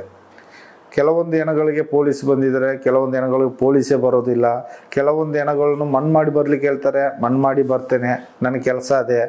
ಹಾಗಾದರೆ ಇದನ್ನು ನಾನು ಯಾಕೆ ಹೇಳ್ತೇನೆ, ಈ ನ್ಯಾಯಪೀಠಕ್ಕೆ ಯಾಕೆ ಹೇಳ್ತೇನೆ ಅಂತಂದರೆ, ನಾಳೆ ಪೊಲೀಸ್ನವ್ರ ಮುಂದೆ ಹೋಗಿ ನಾನು ಅದನ್ನು ತೆಗೆದು ತೋರಿಸ್ತೀನಿ ಅಂದರೆ ನನ್ನ ಜೀವಕ್ಕೆ ರಕ್ಷಣೆ ಇಲ್ಲ. ಈ ನ್ಯಾಯಪೀಠದಿಂದ ನನಗೆ ರಕ್ಷಣೆ ಕೊಡೋದು ಆದರೆ ನಾನು ಖಂಡಿತ ಅದನ್ನು ಅಲ್ಲಲ್ಲೇ ನಾನು ತೆಗೆದು ತೋರಿಸ್ತೇನೆ. ನಾನು ಊತಾಕಿದ ಜಾಗವನ್ನು ಅಲ್ಲಲ್ಲೇ ತೆಗೆದು ತೋರಿಸ್ತೇನೆ. ಈ ಕಾರಣ ಯಾಕೆ ಹೇಳ್ತಾ ಇದ್ದೀನಿ ಅಂತಂದರೆ, ಧರ್ಮಸ್ಥಳ ನ್ಯಾಯಾಲಯಕ್ಕೆ ಮೇಲೆ ಇದೆ, ನ್ಯಾಯಾಲಯ ಪೀಠಕ್ಕೆ ಮೇಲೆ ಇದೆ ಅಂತ ನಾನು ಹೇಳೋದು ಅಂತಂದರೆ, ನ್ಯಾಯದ ಮುಂದೆ ಯಾವುದೂ ಇಲ್ಲ. ಆದರೆ ಧರ್ಮಸ್ಥಳದ ಮುಂದೆ ನ್ಯಾಯವನ್ನು ತಗ್ಗುವಂಥ ಪರಿಸ್ಥಿತಿ ಇದೆ. ವೀರೇಂದ್ರ ಹೆಗ್ಗಡೆ ಅವರ ಮಹಿಮೆ ಆಗಿದೆ. ಅವರ ಒಂದು ಚಾಲಕ್ಯತನ, ಕೈ ಚಳಕ ತುಂಬಾವೇ ಮೇಲೆ ಇದೆ. ಕಾರಣ ನಾನು ಅಲ್ಲಿ 25 ವರ್ಷ ಸರ್ವಿಸ್ ಮಾಡಿದ ಒಂದು ಇದರಲ್ಲಿ ನಾನು ಹೇಳ್ತಾ ಇದ್ದೀನಿ. ಅವರನ್ನು ಇಡೀ ದೇಶದಲ್ಲಿರೋ ಬೇರೆ ವಿಷಯದಲ್ಲಿ ಉದಾಹರಣೆ ತಗೊಂಡ್ರೆ ಅವರನ್ನು ಬಗ್ಗಿಸ್ಲಿಕ್ಕೆ ನ್ಯಾಯಾಧೀಶರಿಂದಲೂ ಸಾಧ್ಯ ಇಲ್ಲ. ಆ ಮಟ್ಟದಲ್ಲಿ ಇರುವಾಗ ಇಲ್ಲಿ ಧರ್ಮಸ್ಥಳಕ್ಕೆ ನಾವು ಆಪೋಸಿಟ್ಗೆ ನಾವು ಹೇಳೋಕ್ಕಾಗಲ್ಲ. ಆಪೋಸಿಟ್ ಅಂದರೆ ಇದು ನಡೀತಾ ಇರೋದು ಈ ಥರ ಇದೆ ಅಂತ ಹೇಳಿದಾಗಲೇ ನಾನು ಇಲ್ಲದೆ ಆಗ್ತೀನಿ, ನಾನೇ ಕಣ್ಮರೆ ಆಗ್ತೀನಿ. ಆದರೆ ನನ್ನ ಜೀವ ಬೆದರಿಕೆಗೆ ನನ್ನ ಕುಟುಂಬದವರಿಗೆ ನನಗೆ ರಕ್ಷಣೆ ಕೊಡಬೇಕು ಅಂತ ಹೇಳಿ ನ್ಯಾಯಾಧೀಶರಲ್ಲಿ ಕೇಳ್ಕೊಳ್ತಾ ಇದ್ದೇನೆ. ಬಟ್ ಏನಾದರೂ ನಾನು ಈ ವಿಷಯ ನಾನು ತೆಗೆದು ತೋರಿಸ್ತೇನೆ ಅಂತ ಗೊತ್ತಾದರೆ ನನ್ನನ್ನೇ ಇಲ್ಲದಾಗೆ ಮಾಡಿಬಿಡ್ತಾರೆ. ಆ ಕಾರಣಕ್ಕೆ ನಾನು ರಕ್ಷಣೆ ಕೇಳ್ತಾ ಇದ್ದೀನಿ ನ್ಯಾಯಾಧೀಶರಲ್ಲಿ ಮುಖ್ಯಮಂತ್ರಿಗಳಲ್ಲಿ ಕೇಳ್ಕೊಳ್ಳೋದೇನೆಂದರೆ, ಈ ಮೂಲಕ ನಾನು ಬೆಳ್ತಂಗಡಿ ಪೊಲೀಸರ ಮೇಲೆ, ಧರ್ಮಸ್ಥಳ ಪೊಲೀಸರ ಮೇಲೆ ನಂಬಿಕೆ ಇಲ್ಲ. ಕಾರಣ ಏನಂದರೆ, ನನ್ನ ಮುಂದೆನೇ ಈಗ ತುಂಬ ಸರಿ ನಾನು ನೋಡಿದ್ದೇನೆ, ಸಾಯಂಕಾಲ ಒಂದು 8:30-9 ಗಂಟೆ ಆಗುವಾಗ ಸಪ್ರೇಟಾಗಿ ಪೊಲೀಸ್ನವ್ರಿಗೆ ಕವರಲ್ಲಿ ಅಮೌಂಟು ಗೌರ್ಮೆಂಟ್ ಸಂಬಳ ಬರೋ ಮುಂಚೆ 1 ತಾರೀಕು ಬರೋ ಮುಂಚೆನೇ ಟೆಂಪಲಿಂದ ಸಂಬಳ ಹೋಗುತ್ತೆ. ಆದ್ದರಿಂದ ನನಗೆ ಇಲ್ಲಿ ಲೋಕಲ್ ಪೊಲೀಸ್ ಮೇಲೆ ನನಗೆ ನಂಬಿಕೆ ಇಲ್ಲ. ಭಯಾನಕವಾದ ಭಕ್ತಿ ಇದೆ, ನನಗೆ ಭಯ ಇದೆ. ಆದ್ದರಿಂದ ಹೊರಗಿನ ಪೊಲೀಸು ನಮಗೆ ಸಂಪೂರ್ಣ ರಕ್ಷಣೆ ಕೊಟ್ಟರೆ ನ್ಯಾಯಾಧೀಶರ ಮೂಲಕ ಈ ಹೆಣಗಳನ್ನು ನಾನು ಅಸ್ಥಿಪಂಜರಗಳನ್ನು ತೆಗೆದು ತೋರಿಸ್ಲಿಕ್ಕೆ ನಾನು ಮುಂದಾಗಿರ್ತೇನೆ. ದಯಮಾಡಿ ನನಗೆ ಇದೊಂದು ಹೆಲ್ಪ್ ಮಾಡಬೇಕು ಅಂತ ನಾನು ನ್ಯಾಯಾಧೀಶರಲ್ಲಿ ಬೇಡ್ಕೊಳ್ತಾ ಇದ್ದೀನಿ. ತುಂಬ ಶಾಲೆ ಮಕ್ಕಳ ಡೆಡ್ ಬಾಡಿ ಸಿಕ್ಕಿತ್ತು. ಅದರಲ್ಲಿ ಒಂದು ಡೆಡ್ ಬಾಡಿ ಮಾತ್ರ ಊತಾಕ್ಬೇಕಾದ್ರೆ ಬುಕ್ಕು ಬ್ಯಾಗ್ ಸಮೇತ ಇತ್ತು. ಅದನ್ನು ಪೊಲೀಸ್ನವರೊಬ್ಬರು ಎತ್ತಿ ಓದುವಾಗ ಅದರಲ್ಲಿ ಅಡ್ರೆಸ್ ಪಟ್ರಾಮೆ ಅಂತಿತ್ತು. ಆಗ ನಾನು ಹೇಳಿದೆ, ಸರ್ ಅವ್ರನ್ನ ಕರೆಸಿ ಸರ್, ಹೋದ್ರೆ ನಮಗೆ ಕೆಲಸ ಮಿಗ್ತದೆ, ಅವರೇ ತೊಗೊಂಡು ಹೋಗ್ಲಿ ಅಂತ ಹೇಳಿದ್ದಕ್ಕೆ, ಬೇಡ ಮಾರೆ ಊತಾಕು ಅಂತೇಳಿ ಊತಾಕಿಸ್ಬಿಟ್ರು. ನಾನು ಮಣ್ಣು ಮಾಡಿಬಿಟ್ಟೆ. ಆದರೆ ಅದು ನನಗೆ ಬೇಜಾರಾದ ಸಂಗತಿ. ಯಾಕಂದರೆ ಅಡ್ರೆಸ್ ಇದ್ದು ಅವ್ರಿಗೆ ಹೋಗಿ ತಲುಪಲಿಲ್ಲ ಅಂತ ಐತೆ ಅಂತ ಒಂದು ಮನಸಂಕಟ ಇರಲಿ. ಹಾಗೆ ಇನ್ನೊಂದು ಹೇಳ್ಬೇಕಂದ್ರೆ, STM ಶಾಲೆಯಲ್ಲಿ ಈಗ ನಮ್ಮ ಅಣ್ಣನ ಮಕ್ಕಳು ಇರ್ಬೋದು, ಅಕ್ಕನ ಮಕ್ಕಳು ಇರ್ಬೋದು, ಶಾಲೆಗೆ ಹೋಗ್ತಾ ಇದ್ರು. ಅವರು ಕೂಡ ಆಗ ಚಿಕ್ಕ ಮಕ್ಕಳಿರುವಾಗ ಸೌಜನ್ಯನ ಕ್ಲಾಸ್ಮೇಟು ಈ ಹೈಸ್ಕೂಲಲ್ಲಿ, ಧರ್ಮಸ್ಥಳ ಹೈಸ್ಕೂಲಲ್ಲಿ, ಅದು STM ಕಾಲೇಜಲ್ಲ, ಹೈಸ್ಕೂಲಲ್ಲಿ ಓದಬೇಕಾದ್ರೇ ಒಬ್ಬರು ಮಾಸ್ಟ್ರ್ ಅಂತೆ, ಅವರು PT ಮಾಸ್ಟ್ರು ಯಾರು ಗೊತ್ತಿಲ್ಲ, ಹೆಣ್ಣು ಮಕ್ಕಳನ್ನು ಪಾಠ ಹೇಳೋ ನೆಪದಲ್ಲಿ ಹೀಗೆ ಮೈಯೆಲ್ಲ ಮುಟ್ಟೋದೆಲ್ಲ ಮಾಡ್ತಿದ್ರಂತೆ. ಅದು ತುಂಬ ಸರಿ ನಮ್ಮ ಹುಡುಗಿಯರು ಶಾಲೆಗೆ ಹೋಗಲ್ಲ, ಯಾಕೆ ಹೋಗಲ್ಲ ಅಂತ ಕೇಳುವಾಗ ಬೈಯುವಾಗ ಆಗ ನಮಗೆ ನಿಜ ಹೇಳಿದ್ರು. ಮತ್ತು ನಾವು ಇಷ್ಟು ದೊಡ್ಡ ವಿಷಯದಲ್ಲಿ ನಾವು ಹೋಗಿ ಹೆಗ್ಡೆಯವ್ರ ಹತ್ರ, ಸ್ವಾಮೀಜಿ ಅವ್ರ ಹತ್ರ ಹೇಳ್ಕೊಂಡು ಅದೆಲ್ಲ ದೊಡ್ಡದು ಮಾಡೋಕ್ಕಾಗಲ್ಲ ಅಂತೇಳಿ ಮಕ್ಕಳನ್ನೇ ಶಾಲೆ ಬಿಟ್ಟು ನಿಲ್ಲಿಸ್ಬಿಟ್ವಿ.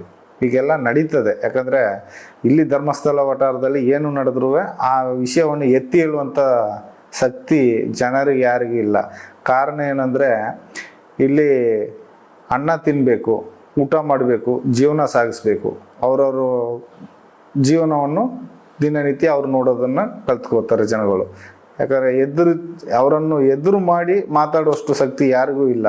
ಯಾಕಂದರೆ ಅದು ಮಾತಾಡಿದರೆ ಆ ಮರು ದಿವಸ ಅವನನ್ನು ಖಾಲಿ ಮಾಡಿಸ್ತಾರೆ, ಇಲ್ಲ ಅಂದರೆ ಅವನನ್ನು ಜನ ಇಲ್ಲದಾಗೆ ಮಾಡಿಬಿಡ್ತಾರೆ.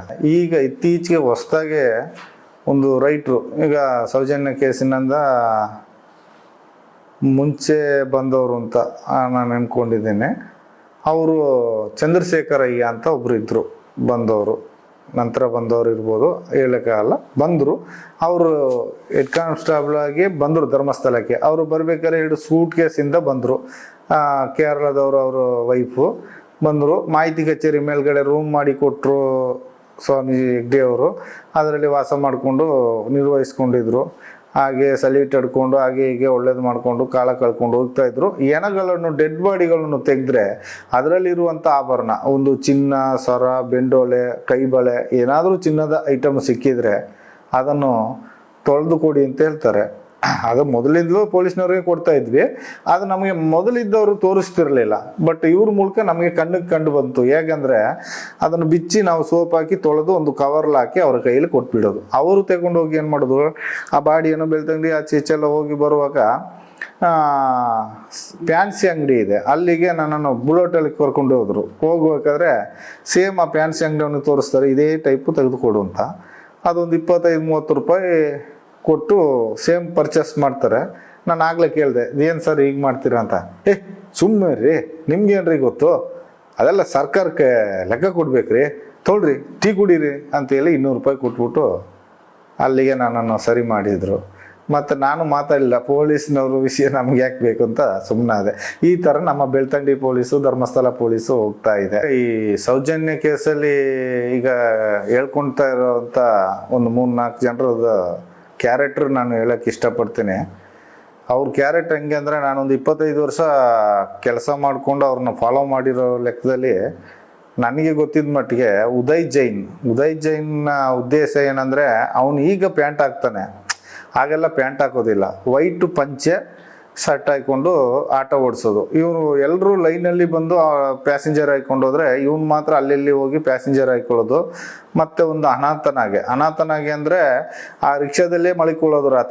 ಬೆಳಗ್ಗೆ ಎದ್ದು ಎಷ್ಟೊತ್ತಿಗೂ ರಾತ್ರಿ 3 ಗಂಟೆ 2 ಗಂಟೆ ಎಷ್ಟೊತ್ತಿಗೂ ಅವನು ಬಾಡಿಗೆ ಓಡಿಸೋದು. ಆ ಥರ ಮಾಡಿಕೊಂಡು ಕಾಲ ಕಳೀತಿದ್ದ. ಉಜಿರೆ ಹೋದರೆ ಉಜಿರೆ ಸೈಡ್ ಮಲಗೋದು, ಅಲ್ಲಿ ಧರ್ಮಸ್ಥಳದಲ್ಲಿ ಪ್ರತಿಮಾ ಸ್ಟುಡಿಯೋದಲ್ಲಿ ಮಲ್ಕೊಳ್ಳೋದು, ಈ ಥರ ಮಾಡ್ತಾ ಇದ್ದ. ಈಗ ಸೌಜನ್ಯ ಕೇಸ್ನಿಂದಾಗಿ ಸ್ವಲ್ಪ ಅವ ದತ್ತುಪುತ್ರನಾಗಿ ಸ್ವಲ್ಪ ಇನ್ಫ್ಲುಯೆನ್ಸ್ ಆಗಿಬಿಟ್ಟಿದ್ದಾನೆ. ದೊಡ್ಡ ಒಂದು ಏನಪ್ಪ ಅಂದರೆ VIP ಥರ ಕಾಣ್ತಾ ಈಗ ಜನಗಳು ಪಾಪ್ಯುಲರ್ ಆಗಿದ್ದಾನೆ ಅಷ್ಟೇ. ಮತ್ತು ಇವನ ಉದ್ದೇಶ ಏನಂದರೆ, ಜನಗಳನ್ನ ಈಗ ಬಾಹುಬಲಿ ಬೆಟ್ಟಕ್ಕೆ ಕರ್ಕೊಂಡು ಹೋಗ್ಬೇಕಾದ್ರೆ ಪ್ಯಾಸೆಂಜರ್ನ ಕರ್ಕೊಂಡೋಗಿ ಬಿಟ್ಬಿಡ್ತಾನೆ. ಅವರು ಬಾಹುಬಲಿ ಬೆಟ್ಟ ಸುತ್ಕೊಂಡು ಬರೋಷ್ಟೊತ್ತಿಗೆ ಇವನು ಏನು ಮಾಡೋದು, ಒಂದು ಟವಲ್ನ ತೆಗೆದು ಮಡಿ ಮೇಲೆ ಹಾಕೊಳ್ತಾನೆ. ಮಡಿ ಮೇಲೆ ಹಾಕೊಬಿಟ್ಟು ಈ ನಾವು ಅದನ್ನು ನ್ಯಾಯಾಧೀಶರಿಗೆ ಹೇಳಲಿಕ್ಕೆ ಸಂಕೋಚ ಪಡುತ್ತೆ, ವರ್ಡ್ ಯಾವ ಥರ ಬಳಸಬೇಕು ಅಂತ. ಅವನ ಒಂದು ಈ ಕೆಟ್ಟ ಚಟ ಅಂದರೆ ನಾವು ಹಳ್ಳಿ ಭಾಷೆಯಲ್ಲಿ ಹೇಳ್ಬೇಕಂದ್ರೆ ನಿಜವಾಗೂ ಜಟ್ಕ ಹೊಡಿಯೋದು ಅಂತ ಹೇಳ್ತಾರೆ, ಕೈ ಜಟ್ಕ. ಆ ಥರ ಕೈ ಹಿಡ್ಕೊಂಡು ಕುಳ್ಕಾಡಿಸ್ಕೊಳ್ತಾ ಇರ್ತಾನೆ. ಏನಪ್ಪ ಇವನು ಕೈ ಕುಳ್ಕಾಡಿಸ್ತಾನೆ ರಿಕ್ಷಾದಲ್ಲಿ ಕೂತ್ಕೊಂಡು ಅಂತ ನೋಡಿದ್ರೆ ನಮ್ಮ ಕೆಲಸ ಕಸ ಗುಡಿಸೋದು, ಬೆಂಕಿ ಕೊಡೋದು. ನಾವು ಗಂಡ ಹೆಂಡತಿ ಆ ಕೆಲಸ ಮಾಡ್ತಾ ಇರ್ತೀವಿ. ನಮ್ಮನ್ನು ಕರಿತಾನೆ, ನಾನು ಅಲ್ಲಿಗೆ ಹೋಗ್ತೇನೆ. ಹೋಗುವಾಗ ಹಿಡ್ಕೊಂಬಾರೆ ಕೈಯಲ್ಲಿ ಅಂತ ಹೇಳ್ತಾನೆ. ನಾವು ಅದನ್ನು ಅವನ ಕೈಯಲ್ಲಿ ಹಿಡ್ಕೊಳ್ಬೇಕಂತ, ಅವನ ಒಂದು ಯಂತ್ರವನ್ನು ನಾವು ಕೈಯಲ್ಲಿ ಹಿಡ್ಕೋಬೇಕು ಅಂತ ಹೇಳ್ತಾನೆ. ಈ ಭಾಷೆಯನ್ನು ನಾನು ನ್ಯಾಯಾಲಯ ಮುಂದೆ ಹೇಳಲಿಕ್ಕೆ ನನಗೆ ಸಂಕೋಚ ಆಗುತ್ತೆ. ಅವನು ಆ ಥರ ಒಂದು ಕ್ರೂರವಾದ ಒಂದು ಇದು ಮಾಡ್ತಾರೆ. ಏನು ಮಾರೆ ಹೆಣ್ಮಕ್ಳಿದ್ದಾರೆ, ಹೆಂಗಸ್ರಿದ್ದಾರೆ, ಈ ಥರ ಎಲ್ಲ ಮಾಡ್ತೀಯ, ನಾಚಿಕೆ ಆಗಲ್ವ ಅಂದರೆ ಅದೆಲ್ಲ ಏನಾಗಲ್ಲ ಮಾರೆ, ಹಿಡ್ಕೊಂಬಾರೆ ಏನಾಗಲ್ಲ, ನೋಡು ಹೇಗಿದೆ ನಂದು, ಹೇಗಿದೆ ನೋಡು ಅಂತ ಹೇಳ್ತಾನೆ. ಆ ಥರದ ಒಂದು ದೊಡ್ಡ ಕ್ರೂರ ಪಾಪಿ ಅಂದರೆ ದೊಡ್ಡ ಕ್ರೂರ ಪಾಪಿ ಅವ, ಪಾಪಿ. ಯಾಕಂದರೆ ಅವನು ಎಲ್ಲಿ ಬೇಕೋ ಆ ಥರ ಒಂಟಿ ಹೆಂಗಸ್ರೆಲ್ಲ ಸಿಕ್ಕಿದ್ರೆ ಬಾಡಿಗೆ ಮಾಡೋ ಥರ ಹೋಗೋದು, ಕರ್ಕೊಂಡು ಹೋಗೋದು. ಕೆಲವೊಂದು ಯಾತ್ರಿಕರು ಬರ್ತಾರೆ, ಒಂಟಿ ಮಹಿಳೆಯರು, ಅವ್ರ ಊರಿನಲ್ಲೆಲ್ಲ ಪಾಪ ಅವ್ರಿಗೇನೋ ಕಷ್ಟ ಸಮಸ್ಯೆ ಪರಿಹಾರ ಇರದೇ ಇರುತ್ತೆ, ಬರ್ತಾರೆ ದೇವ್ರ ಸನ್ನಿಧಾನದಲ್ಲಿ ಏನಾದರೂ ಒಂಚೂರು ಬೇಡ್ಕೊಂಡು ಹೋಗೋಣ ಅಂತ, ಅಂಥವ್ರನ್ನೇ ಟಾರ್ಗೆಟ್ ಮಾಡೋದು ಇವನ ಕೆಲಸ. ಆ ಹೆಂಗಸ್ರನ್ನು ಕರ್ಕೊಂಡು ಹೋಗೋದು, ಎಲ್ಲಾದರೂ ಒಂದು ಕಡೆ ಕಾಡು ಇದ್ದ ಕಡೆ ಹೋಗೋದು, ಏನೋ ಮಜಾ ಮಾಡೋದು, ಅವ್ರಿಗೆ ಕಾಸು ಕೊಡ್ತಾನೆ ಇಲ್ವೋ ಗೊತ್ತಿಲ್ಲ. ಈ ಥರದ ಉದ್ಯೋಗದಲ್ಲಿ ಅವನು ತುಂಬ ತೊಡಕೋತಾನೆ. ಆದರೆ ರಿಕ್ಷಾದವರೆಲ್ಲ ಬೈತಾರೆ, ನೀನೇನೋ ಬಾಡಿಗೆ ಲೈನಲ್ಲೇ ಮಾಡೋದಿಲ್ಲ, ಎಲ್ಲ ನೀನು ಓದ್ತಾವೆಲ್ಲ ಬಾಡಿಗೆ ಮಾಡ್ತೀಯ, ನಾವೆಲ್ಲ ಶಿಸ್ತಾಗಿ ಲೈನಲ್ಲಿ ಹೋಗ್ತೀವಿ ಅಂತಂದರೆ ಇವನು ಕೇಳೋದಿಲ್ಲ. ಕೇಳಿದ್ರೆ ನಾನು ಜೈನರು, ನಾನು ಹೆಗ್ಡೆಯವರು, ಹಾಗೆ ಹೀಗೆ ಅಂತ ಏನಾದರೂ ಒಂದು ಹೇಳ್ಕೊಂಡು ಕತೆ ಓಡಿಸ್ತಾ ಇರ್ತಾನೆ. ಇವನ್ ಲೈಫ್ ಹೀಗೆ. ಆದರೆ ಆ ಮಲ್ಲಿಕ್ ಜೈನ್ನ ತಗೊಂಡ್ರೆ, ಮಲ್ಲಿಕ್ ಜೈನ್ ಏನು ಮಾಡ್ತಾನಂದರೆ ರತ್ನಗಿರಿ ಬೆಟ್ಟಕ್ಕೆ ಬರುವ ಅಗತ್ಯ ಇರಲ್ಲ, ಬಾಹುಬಲಿ ಬೆಟ್ಟಕ್ಕೆ. ಕಾರಣ ರತ್ನರಾಜರಂತ ಸ್ಟುಡಿಯೋ ಇಟ್ಟಿರ್ತಾರೆ, ಅವರು ಸಂಬಂಧ ಅಂತ ಹೇಳ್ಕೊಡ್ತಾರೆ, ಇರ್ಬೋದು. ಯಾಕಂದರೆ ಆಗ ಎಲ್ಲ ಅವರು ಸ್ಟುಡಿಯೋದಲ್ಲಿ ಫೋಟೋ ತೆಗಿಬೇಕಾದ್ರೆ ಫೋಟೋ ತೆಗಿಯೋದು ಒಂದು ವಾರಕ್ಕೊಮ್ಮೆ ಅವ್ರವ್ರ ಮನೆಗೆ ಪೋಸ್ಟ್ ಮಾಡೋದು, ಈ ಥರ ಕೆಲಸ. ರಾಘವೇಂದ್ರ ಅಂತ ಒಬ್ರು ಇರ್ತಾರೆ, ಮೊದಲು ಜಗದೀಶ್ ಜೈನ್ ಇದ್ರು, ಅವ್ರು ನಿಂತರು. ಅದ ನಂತರ ರಾಘವೇಂದ್ರ ನಂತರ ಇವ್ರು ಇರ್ತಾರೆ, ಯಾರು ಹೇಳಿ, ಮಲ್ಲಿಕ್ ಜೈನು, ಇವರೆಲ್ಲ ಬಂದು ಫ್ರೆಂಡ್ಶಿಪ್ ಹಂಗೆ ಫೋಟೋ ತೆಗೆಯೋದು ಮಾಡೋದು, ಅವ್ರಿಗೊಂದು ಹೆಲ್ಪ್ ಥರ ಸ್ಟುಡಿಯೋದಲ್ಲಿ ಮಾಡ್ತಾ ಇರ್ತಾರೆ. ಇವ್ರು ಮಾಡ್ತಾ ಇರೋದು ಕೆಲವೊಂದು ರಸೀದಿಯಲ್ಲಿ ಹೆಸರು ಬರೆಯದೆ ಡೈರೆಕ್ಟಾಗಿ ಅವ್ರಿಗೆ ಕಳಿಸ್ಬಿಡೋದು, ಮತ್ತು ಅದರಲ್ಲಿ ಸ್ವಲ್ಪ ಹಣ ಉಳಿಸೋದು. ಆ ಹಣದಲ್ಲಿ ಅನ್ನಪೂರ್ಣ ಹೋಟ್ಲಿಂದ ನಮ್ಮ ಕೈಯಲ್ಲಿ ತರಿಸೋದು, ಏನು ಬಜ್ಜಿ ಬೋಂಡ ಅದು ಇದು ತರಿಸೋದು. ಅಲ್ಲಿ ಜೈನರ ಗೆಸ್ಟ್ ಹೌಸ್ ಆಗಿದೆ ಬೆಟ್ಟದ ಹಿಂದೆಗಡೆ, ಅದರಲ್ಲಿ ಕೂತ್ಕೊಂಡು ತಿನ್ನೋದು, ನಮಗೂ ಕೊಡ್ತಿದ್ರು, ನಾವೆಲ್ಲ ಒಟ್ಟಿಗೆ ತಿಂತಿದ್ವಿ. ಹೀಗೆ ಮಾಡ್ತಾ ಇರ್ಬೇಕಾದ್ರೆ ಇವೇನು ಮಾಡೋದು, ಹೆಣ್ಮಕ್ಳು ಅಡ್ರೆಸ್ ಎಲ್ಲ ಅದರಲ್ಲಿ ಇರ್ತದೆ ನೋಡಿ. ಒಳ್ಳೊಳ್ಳೆ ಹುಡುಗಿಯರು ಬಂದರೆ ಆ ಫೋನ್ ನಂಬರ್ಗೆ ಫೋನ್ ಮಾಡೋದು, ಚುಡಾಯಿಸೋದು, ಪೋಸ್ಟ್ ಮಾಡಿದ್ದೀವಿ ಹಾಗೆ ಹೀಗೆ ಅಂತೆಲ್ಲ ಮಾಡೋದು, ಹೆಂಗಸ್ರ ಹತ್ರ ಫೋನ್ ನಂಬರ್ ಕಲೆಕ್ಟ್ ಮಾಡೋದು, ಇದೆಲ್ಲ ಮಾಡ್ತಾ ಇದ್ದ.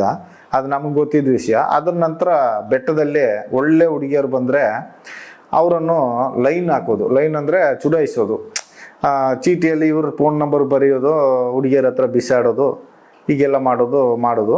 ಈ ಕಡೆ ಸ್ಟೆಪ್ನಿಂದ ಕೆಳಗಡೆ ಇಳ್ಕೊಂಡು ಹೋಗೋದು, ಕೆಳಗಡೆಯಿಂದ ಬೇರೆ ಹುಡುಗಿ ಬಂದರೆ ಆ ಹುಡುಗಿಯನ್ನು ಫಾಲೋ ಮಾಡ್ತಾ ಮೇಲೆ ಬರೋದು, ಇದೇ ಕೆಲಸ ದಿನನಿತ್ಯ.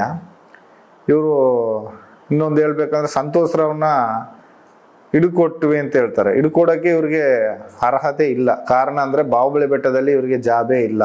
ಇವರ ಕೆಲಸ ಕಚೇರಿಯಲ್ಲಿ. ಇತ್ತೀಚೆಗೆ ಅವರ ತಂದೆ ತೀರಿದ್ರು. ತಂದೆ ತೀರಿದ ನಂತರ ತಂದೆ ಕೆಲಸವನ್ನು ಅವರಿಗೆ ಕಚೇರಿಯಲ್ಲಿ ಕೊಟ್ಟರು. ಕಚೇರಿಯಿಂದ ಅವರ ಕೆಲಸ ಆ ಕಡೆ ದೇವಸ್ಥಾನದ ಕಡೆ. ಬಾಹುಬಲಿ ಬೆಟ್ಟಕ್ಕೆ ಅವರು ಕಾಲಿಡುವ ಅಗತ್ಯ ಇರೋದಿಲ್ಲ. ಮಾಹಿತಿ ಕಚೇರಿ ಸಿಬ್ಬಂದಿ ಮಾತ್ರ ಅದನ್ನು ಸುತ್ತುವರಿದು ನೋಡಿ ಬಾಗಿಲು ಹಾಕೊಂಡು ಬೀಗ ಹಾಕೊಂಡು ಬರೋದು ಮಾಹಿತಿ ಕಚೇರಿ ಅವರ ಕೆಲಸ. ಇವರು ಆ ದಿವಸ ಹಿಡ್ಕೊಡ್ಲಿಕ್ಕೆ ಅಂತ ಉದ್ದೇಶಕ್ಕಂತಲೇ ಅವರು ಅಲ್ಲಿಗೆ ಹೋಗಿದ್ದಾರೆ. ಇವರೇ ಹಿಡ್ಕೊಟ್ಟಿದ್ದಾರೆ. ಸಂತೋಷ್ ರಾವ್ನು ಇವರೇ ಹಿಡ್ಕೊಟ್ಟದ್ದು. ಕಾರಣ ಕೇಳ್ತಾರೆ, ನನ್ನ ಕರ್ತವ್ಯ, ನಾನು ಬಾಹುಬಲಿ ಬೆಟ್ಟವನ್ನು ಸುತ್ತುವರೆದು ಬಂದು ನಾನು ಚೆಕ್ ಮಾಡಿ ಬೀಗ ಹಾಕಿ ಹೋಗುವಂಥ ಟೈಮ್ನಲ್ಲಿ ಇವನನ್ನು ನೋಡಿದೆ, ನಾನು ಹಿಡಿದು ಕೊಟ್ಟೆ ಅಂತ ಹೇಳ್ತಾರೆ. ಆದರೆ ಇವರಿಗೆ ಅಲ್ಲಿ ಬಾಹುಬಲಿ ಬೆಟ್ಟದಲ್ಲಿ ಒಂದು ದಿನವೂ ಆ ಕೆಲಸ ಇಲ್ಲ. ಸ್ಟುಡಿಯೋಕ್ಕೆ ಹೋದರೆ ಫೋಟೋ ತೆಗೆದ್ರೆ ಹೋಗಿದ್ರೆ ಅದರಿಂದ ನಿಂತು ಅವರ ಕೆಲಸ. ಆ ನಂತರ ಈಗ ಅವರ ತಂದೆ ಕೆಲಸ ಕಚೇರಿಯಲ್ಲಿ ಬಂದ ನಂತರ ಅವ್ರಿಗೆ ಬಾಹುಬಲಿ ಬೆಟ್ಟದಲ್ಲಿ ಅರ್ಹತೆನೇ ಇಲ್ಲ, ಅಲ್ಲಿಗೆ ಹೋಗುವ ಅರ್ಹತೆನೇ ಇಲ್ಲ.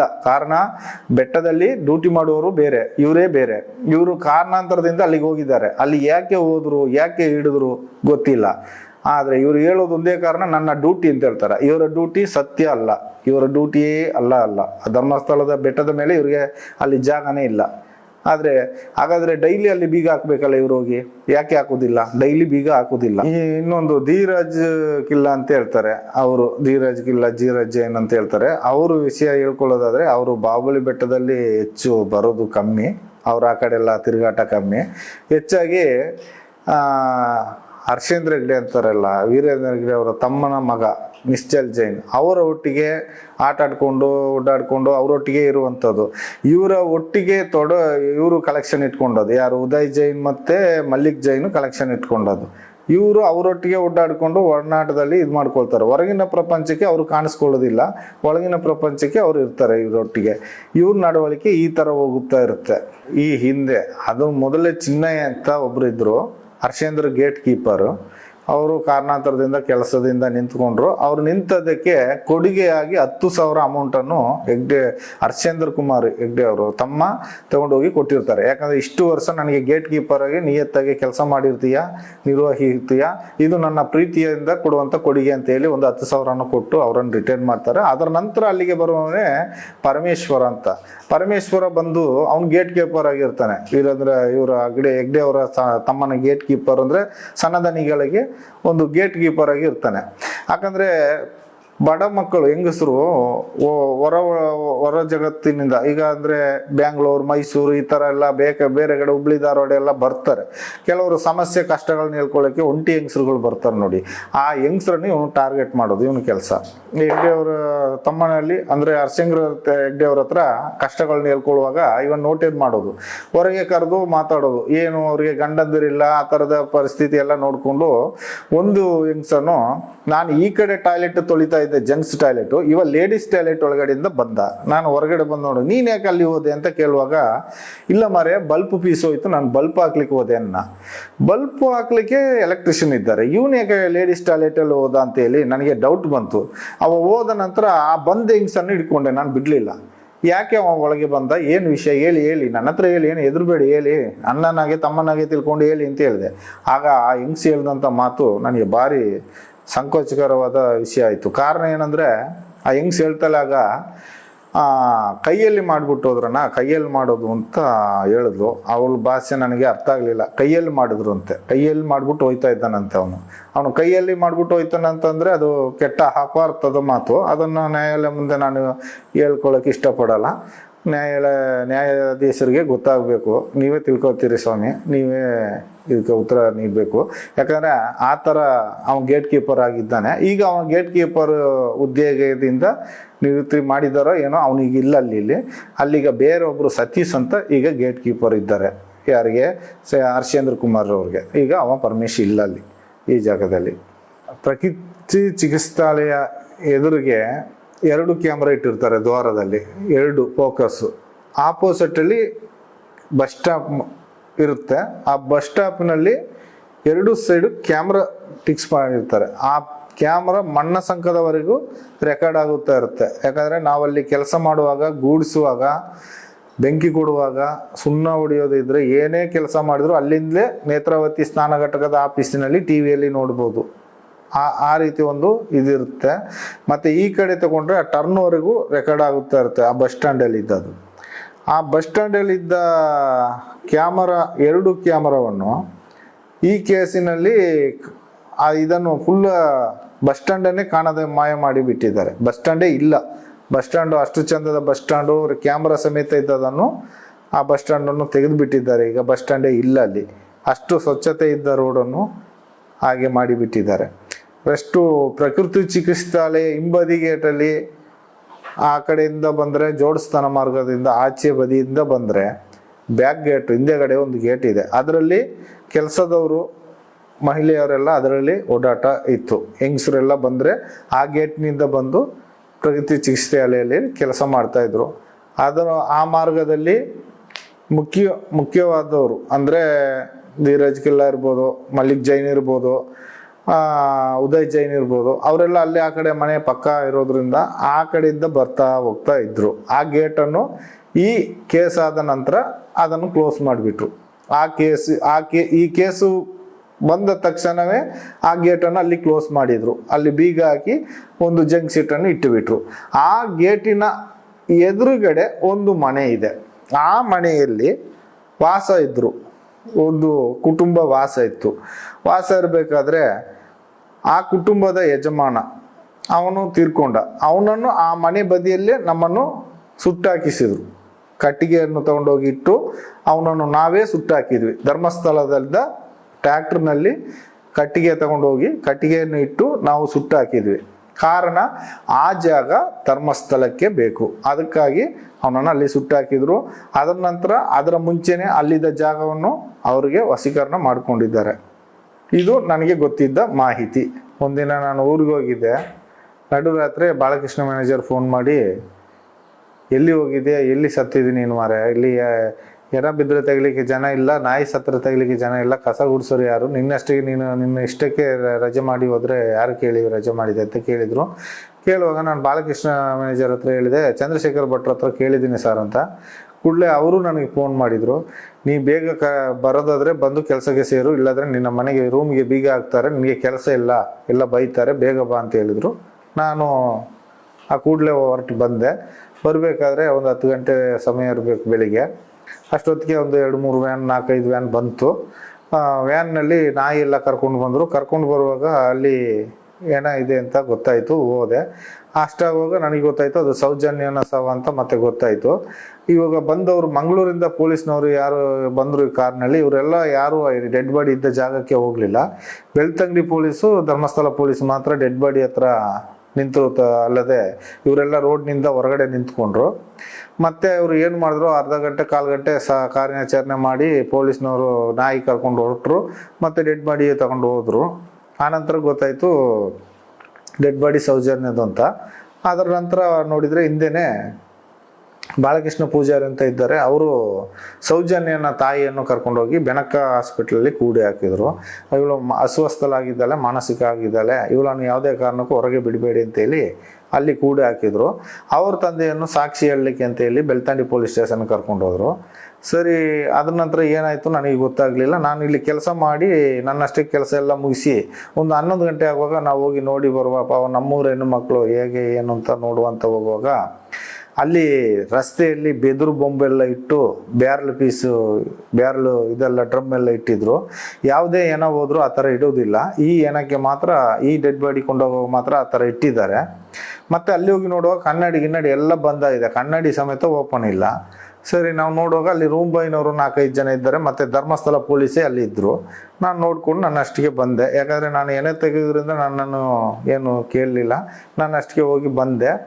ಹಾಗೆ ಸ್ವಲ್ಪ ಸಮಯ ಹೋಗ್ತಾ ಒಂದು ಸ್ವಲ್ಪ ದಿನಗಳು ಹಾಗೆ ದಿನ ಕಳೆದ ಹೋಗ್ತಾ ಇದ್ದಂಗೆ ರವಿ ಪೂಜಾರಿ ಸ್ವಲ್ಪ ಎಣ್ಣೆ ಹಾಕೊಳ್ತಾ ಇದ್ದ. ಎಣ್ಣೆ ಹಾಕೊಂಡು ಅವನಷ್ಟಿಗೆ ಅವನು ಸ್ವಲ್ಪ ಮಾತಾಡಿ, ಅದು ಏನು ಅಂದರೆ ಭಯನಟದಲ್ಲಿ ಸ್ವಲ್ಪ ಭಯಭೀತಿ ಬಿದ್ದಿದ್ದ, ಮುಖ ಎಲ್ಲ ಭಯಭೀತಿ ಇತ್ತು. ಆ ಟೈಮ್ಗೆ ನಾನು ಕೇಳಿದೆ, ಯಾಕೆ ಮರೆ ಈ ಥರ ಇದೆಯಾ, ಎಣ್ಣೆ ಹಾಕೊಂಡು ಈ ಥರ ತಿರುಗ್ತೀಯ ಅಂತ.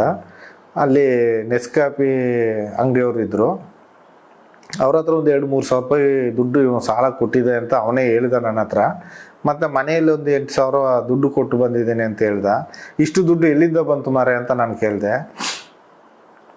ನನಗೆ ಸಣ್ಣದನಿಗಳಿಗೆ ಕರೆದು ಕೊಟ್ಟರು ಮಾರೆ 25,000 ಅಂತ ಹೇಳ್ದ.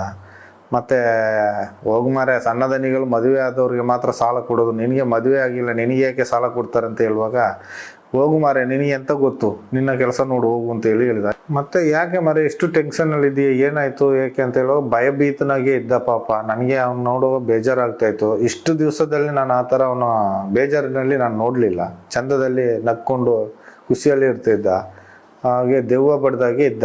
ಈಗ ಕೇಳುವಾಗ ಈ ಥರ ಹೇಳ್ದ, ನಿನಗೆ ವಿಷಯ ಅಂತ ಗೊತ್ತಿಲ್ಲ, ಹೋಗು ಮಾರೆ, ನಾನು ಹೇಳುದಿಲ್ಲ, ನಿನಗೆ ಏನು ಗೊತ್ತು, ಹೋಗು ಮಾರೆ ಅಂತ ಹೇಳಿದ. ಹಾಗೆ ಏನು ನೋಡುವ ಕೇಳುವ ಅಂತ ಹೇಳುವಾಗ, ಈಗ ಸೌಜನ್ಯ ಹೇಗೆ ಸತ್ಲು ನಿನಗೆ ಗೊತ್ತಾ ಅಂತ ಕೇಳಿದ. ಕೇಳುವಾಗ ಏನು ಮಾರೆ ಆಶ್ಚರ್ಯ, ನಿನ್ನ ಹೇಳೋದು ನಾನು ನಂಬಲಿಲ್ಲ ಮಾರೆ, ಹೋಗು ಮಾರೆ ಅಂತ ಹೇಳಿದೆ. ಹೋಗು ಅಂತ ಹೇಳಿದೆ. ಸರಿ ಹೇಳು ಮಾರೆ ಏನು ಅಂತ ಹೇಳುವಾಗ, ಈ ಥರ ಇದನ್ನು ಸಣ್ಣದನಿಗಳೇ ಮಾಡಿದ್ದು ಮಾರೆ, ನಿನಗೆ ವಿಷಯ ಗೊತ್ತಿಲ್ಲ, ನೀನು ಹೋಗು. ಅವತ್ತು ನಾನು ಫೋನ್ ಮಾಡುವಾಗ ಬಂದಿದ್ರೆ ನಿನಗೆ ಗೊತ್ತಾಗ್ತಿತ್ತು, ನೀನು ಫೋನ್ ಮಾಡುವಾಗ ಬರಲಿಲ್ಲಲ್ಲ, ಆಗ ನಾನೆಲ್ಲ ಇದ್ದದು, ನನಗೆಲ್ಲ ಗೊತ್ತು, ನಿನ್ನ ಹತ್ರ ಹೇಳಲಿಕ್ಕೆ ಏನಿಲ್ಲ, ಹೋಗು ಮಾರೆ, ನೀ ಯಾರಿಗೆ ಹೇಳ್ಬೇಡ ಅಂತೇಳಿ ಇದು ಮಾಡಿಬಿಟ್ಟ. ಆನಂತರ ನಾನು ಸುಮ್ಮನೆ ಆದೆ. ಸರಿ, ಇದು ಈ ಥರ ಹೇಳಿದ್ದಾನೆ ಅಂತ ಕೇಳುವಾಗ ಮತ್ತೆ 25,000 ಅವರು ದನಿಗಳು ಕರೆದು ಕೊಟ್ಟಿದ್ದಾರಂತೆ ಅವನಿಗೆ ಸಾಲ. 25,000ದಲ್ಲಿ ಮನೆಯಲ್ಲಿ ಸ್ವಲ್ಪ ಹಣ ಕೊಟ್ಟು ರೇವತಿ ಹತ್ರ ಒಂದು 2,000-3,000 ಸಾಲ ಕೊಟ್ಟದ ಅವನೇ ಹೇಳಿದ ನನ್ನ ಹತ್ರ. ಮತ್ತು ಅವ್ರ ಹತ್ರ ಮಾತಾಡ್ಕೊಂಡಿದ್ದಾಗಲೇ ನನಗೆ ಈ ಮಾತು ಸತ್ಯ ಹೇಳಿದ ಅವನು.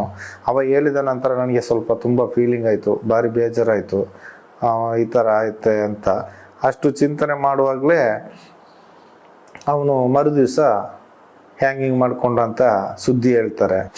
ಹಾಗೆ ಹೇಳುವಾಗ ನನಗೆ ತುಂಬ ಬೇಸರ ಆಯಿತು. ಯಾಕಂದರೆ ಹ್ಯಾಂಗಿಂಗ್ ಮಾಡ್ಕೊಂಡ ಅಂತ ಮರುದಿವಸ ಬೆಳಿಗ್ಗೆ ಹೇಳ್ತಾ ಇದ್ದಾರೆ. ಮರುದಿವಸ ಬೆಳಿಗ್ಗೆ ಹೋಗಿ ಇದೇ ಇಟರ್ನ್ ಹೋಟ್ಲಲ್ಲಿ ಹೋಗಿ ಬನ್ಸು ತಿಂದು, ಕಾಫಿ ಕುಡ್ದು, ಟೀ ಕುಡ್ದು ಬಂದಿದ್ದಾನೆ. ಬಂದು ಪೇಪರ್ ಓದಿ ಬಂದಿದ್ದಾನೆ ಅಂತ ಹೇಳ್ತಾರೆ. ಬಂದು ರೂಮಿಗೆ ಬಂದವ, ಅವ ಗಂಜಿ ಊಟ ಸಹ ಮಾಡಿಲ್ಲ.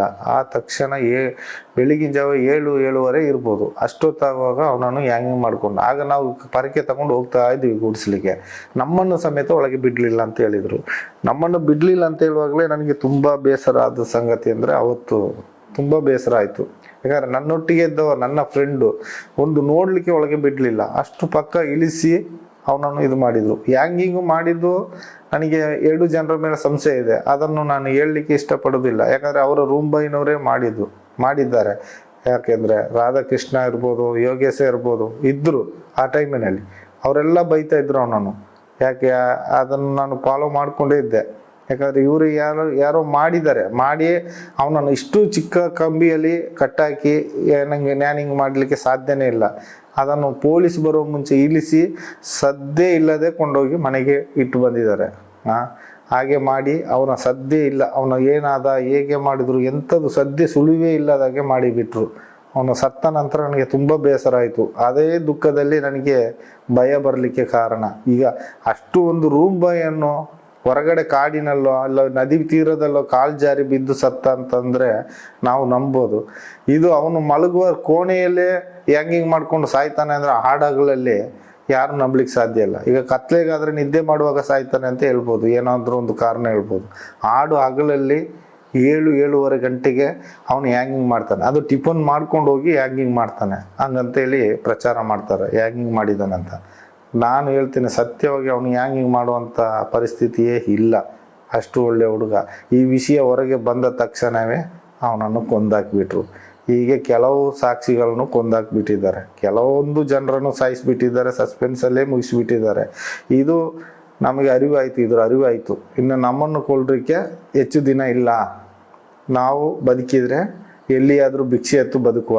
ಈ ಧರ್ಮಸ್ಥಳದ ಅನ್ನಧರ್ಮನ ಇಲ್ಲಿಗೆ ಮುಗೀತು ಅಂತೇಳಿ ತೀರ್ಮಾನ ಮಾಡಿದ್ವಿ. ನಾವು ಅಲ್ಲಿಗೆ ಊರು ಬಿಡಲಿಕ್ಕೆ ರೆಡಿಯಾಗಿದ್ವಿ. ನಾನೀಗ ಕೇಳ್ಕೊಳ್ಳೋದೇನೆಂದರೆ, ಮಾನ್ಯ ಮುಖ್ಯಮಂತ್ರಿಗಳಿಗೂ ಮಾನ್ಯ ನ್ಯಾಯಪೀಠ ದೇವರುಗಳಿಗೂ ಒಂದೇ ವಿಶೇಷವಾಗಿ ಪೊಲೀಸ್ ಅಧಿಕಾರಿಗಳಿಗೂ ನಾನೊಂದು ಬೇಡಿಕೆ ಏನಂದರೆ, ಇದುವರೆಗೂ ನಾನು ಊತಾಕಿದ ಹೆಣಗಳನ್ನು ಪೊಲೀಸರಿಗೆ ಗಮನಕ್ಕೆ ಇಲ್ಲದೆ ಊತಾಕಿದ ಹೆಣಗಳನ್ನು ನನಗೆ ರಕ್ಷಣೆ ಕೊಟ್ಟು ನೀವು ನೋಡಿದರೆ ಸ್ವಾಮಿ, ನಾನು ದಯವಿಟ್ಟು ಅದನ್ನೆಲ್ಲ ನಾನು ತೆಗೆದು ತೋರಿಸ್ಬಿಡ್ತೇನೆ. ಆದರೆ ಅಡ್ರೆಸ್ಸು ವಿವರ ಏನೂ ಇಲ್ಲದೆ ಊತಾಕಿದ ಹೆಣಗಳು, ಆ ಆತ್ಮಗಳಿಗಾದರೂ ಶಾಂತಿ ಸಿಗ್ಬೋದು ಅಂತ ನಾನು ಮನಸ್ಸಲ್ಲಿ ನೆನೆಸ್ಕೊಂಡಿದ್ದೇನೆ. ಇನ್ನು ಮೇಲಾದರೂ ದಯವಿಟ್ಟು ಇದೊಂದು ಅವಕಾಶ ಮಾಡಿಕೊಡಿ ಸ್ವಾಮಿ. ಯಾಕಂದರೆ ನನ್ನ ಮನಸ್ಸಲ್ಲಿ ವೇದನೆ ಆಗಿದೆ. ಯಾಕಂದರೆ ನನ್ನ ಫ್ರೆಂಡನ್ನು ಕಳ್ಕೊಂಡೆ, ನನ್ನ ಜೀವ ಉಳಿದಿರೋದು ಹೆಚ್ಚಿನ ವಿಷಯ. ಇನ್ನು ಗೊತ್ತಾದರೆ ನನ್ನನ್ನು ಕೊಲ್ಲಲಿಕ್ಕೆ ರೆಡಿ ಇದ್ದಾರೆ. ನಾನು ಅದರಿಂದಲೇ ಈ ಬೇಡಿಕೆ ನಿಮ್ಮ ಮುಂದೆ ಇಟ್ಟಿದ್ದೇನೆ. ನನಗೆ ರಕ್ಷಣೆ ಕೊಟ್ಟು ನೀವು ದಯಮಾಡಿ ನನಗೊಂದು ಉಪಕಾರ ಮಾಡಿದರೆ, ನಾನು ಎಲ್ಲೆಲ್ಲಿ ಹೆಣ ಊತಾಕಿದ್ದೀನ ಅಷ್ಟು ಹೆಣಗಳನ್ನು ನಾನು ತೆಗೆದು ತೋರಿಸ್ತೇನೆ. ನೀವು ಆ ಉಳಿದ ಈಗ ಹೆಣಗಳು ಕಮ್ಮಿ ಆಗಿದೆ, ಈಗ ಹೆಣಗಳೇ ಬೀಳೋದಿಲ್ಲ ಅಂತ ಹೇಳಿದ್ದಾರೆ. ಅದು ಸಂತೋಷದ ಸುದ್ದಿ. ಆದರೆ ಇದ್ರ ಮುಂಚೆ ನಾವು ಊತಾಕಿದ ಹೆಣಗಳಿಗೆ ನಾನು ಪ್ರಾಯ ಪರಿಸ್ಥಿತಿ ಬೇಡ್ಕೊಳ್ತಾ ಇದ್ದೀನಿ. ಈಗ ಒಂದು ಉಪಕಾರ ಮಾಡಿಕೊಡಿ ಸ್ವಾಮಿಗಳೇ. ಇದೇ ನಾನು ಬೇಡ್ಕೊಳ್ಳೋದು, ಕೊನೆಯಾಗಿ ನಾನು ಬೇಡ್ಕೊಳ್ತಾ ಇದ್ದೀನಿ ನಿಮ್ಮ ಹತ್ರ. ಯಾಕಂದರೆ ಕೊನೆಯ ಆಸೆ ಇದು. ನಾನಿನ್ನು ಎಷ್ಟು ದಿವಸ ಬದುಕ್ತೀನಿ ಅಂತ ಗೊತ್ತಿಲ್ಲ. ನನ್ನ ಯಾವುದೇ ಕುಟುಂಬಗಳಿಗೆ ಆಗಲಿ, ನನ್ನ ಸ್ವಂತ ಜನಗಳಿಗಾಗಲಿ, ನನ್ನ ಅಣ್ಣ ತಮ್ಮಂದಿರ ಅಕ್ಕ ತಂಗಿ ಇರ್ಬೋದು, ನನ್ನ ಯಾವುದೇ ಒಂದು ಜೀವ ಹಾನಿ ಆದರೆ ಧರ್ಮಸ್ಥಳ ಮೇಲ್ವಿಚಾರಕರೇ ನನ್ನ ಮೇಲೆ ಹಲ್ಲೆ ಮಾಡಿ ಕೊಳ್ತಾರಲ್ಲದೆ ಬೇರೆ ಯಾರು ನನ್ನ ಜೀವಕ್ಕೆ ಹೊಣೆಗಾರಿಕೆ ಇಲ್ಲ. ಇದನ್ನು ನನ್ನ ಮನಸ್ಫೂರ್ತಿಯಾಗಿ ಹೇಳ್ಕೊಳ್ತಾ ಇದ್ದೀನಿ. ಇದು ಕೊಡೇ ಬೇಡಿಕೆ ನಂದು ಸ್ವಾಮಿ.